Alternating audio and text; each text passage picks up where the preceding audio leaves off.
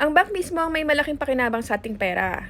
Dahil ginagamit nila ito upang magpautang at magpatong ng interes. So guys, this content that I will be making is for you guys to appreciate the role of a bank in an economy. Ano bang role ng bangko sa ekonomiya natin? At paano ito nakakatulong sa iyo, sa akin, sa ating lahat sa buong Pilipinas? Ang primary role po kasi ng bangko is to take in deposit.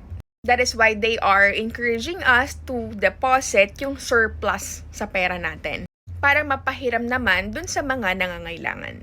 O sabihin nyo, hala, ano kaya yung pinagkakakitaan yung pera namin? Pinapautang sa iba yung pera namin, tas yung interest sisingilin ang laki-laki, tapos bibigay sa amin maliit lang. Guys, ang bangko po ay heavily regulated by BSP or Bangko Sentral ng Pilipinas. And therefore, yan pong sinisingilan ng interest sa mga loans. Hindi po sila pwedeng mag-overprice or mas taasan yung interest sa allowable lang.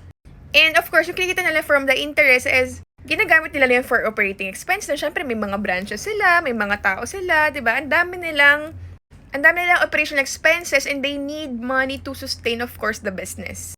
Yun na nga, kumikita na nga sila sa atin Tapos yung binabalik lang sa atin, bakit naman ganun kaliit? Actually, may computation kasi yan, may TPR yan. So, there's a computation dun sa deposit. Say, for example, mayroon kang deposit na 1 million. Magkano ang kinikita ng bangko dun sa 1 million na yon? And magkano yung commensurate interest na pa nila ibalik sa'yo? So, kung mas maliit, of course, yung deposit mo, mas maliit lang din yung nila ibalik sa'yo. Kung mas maliit, kung short term lang yan, and savings yan, hindi ka nakatali for a specific period of time, syempre, mas maliit lang talaga yung interest na ibabalik sa'yo. Because yung money, ginagamit nila yon for long term. Na, kung may mag-home loan. So, say for example, nag-loan ka worth 5 million na bahay, and then you will be paying the bank for the next 20 years. So, imagine niyo yun. Yung 5 million na yon, naipit na yon. And the bank has to wait until you fully pay the 5 million for the next 20 years. So, yung risk doon ng bangko is of course, andyan, malay ba nila kung kayang pa rin bayaran yan for the next 20 years? You'll never know on what will happen dun sa negosyo. Pwedeng malugi yan eventually, di ba? May collateral naman may bahay naman Hindi naman nila negosyo ang real estate. So, kung hindi mo nabayaran yung bahay, and then yung properties na ramata na punta sa bangko, magiging property na siya ng bangko. Kaso nga lang, gano'ng katagal nila madidispose yun? Gano'ng katagal maliliquidate yung property na yun? So, maraming factors na kinukonsider of course sa mga bagay-bagay na hindi natin naiintindihan. Okay na, ano bang magagawin sa ekonomiya? Alam nyo ba, sa Pilipinas, 99% ay consist of mga SMEs or mga small, medium enterprise. Kumbaga, ito yung pinaka-backbone ng Philippine economy natin, yung mga small, medium enterprise, yung mga maliliit na kumpanya na yan. And of course, syempre, mga empleyado niyan is mga local, mga empleyadong mga Pilipino din. Ngayon, kung hindi po susuportahan ng bangko yung mga SMEs na yan or mga small, medium enterprise na yan, paano yung employment rate ng Pilipinas? Saan ba umaasa yung mga SMEs? Syempre sa ipapautang ng bangko. Kasi ang bangko yung nagbi-bridge ng mga gap.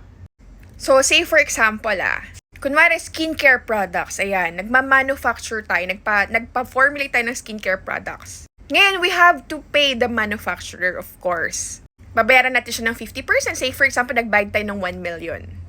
Ngayon, gano'ng katagal yung production time? Kung ang production period will take a month, meaning yung 1 million mo nakatenga doon. So, you have to wait for another month hanggang ma-deliver yan sa mga distributors mo. May order na naman yung mga distributors mo. Siyempre, you need to request for another stocks dun sa manufacturer mo na you have to pay na naman, diba? Wala pa yung collection mo.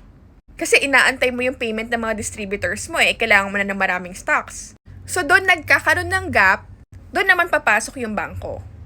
The bank will bridge the gap, sila yung magbabayad doon sa manufacturer kung magkano yung kailangan, hanggang sa makakolekta na yung business, yung skincare industry niya, yung skincare company na yon, and then saka naman niya ibabayaran yung bangko. Smooth flowing yung negosyo. And that is a big role of the bank. Kung di po natin susuportahan ang negosyo ng bangko, paano po yung mga SMEs? Paano yung mga small, medium enterprise na yan? Paano yung GDP natin, gross domestic product natin? If walang mga SMEs, di ba? Kaya, I tell you guys, wala talagang role ng bangko sa ating ekonomiya.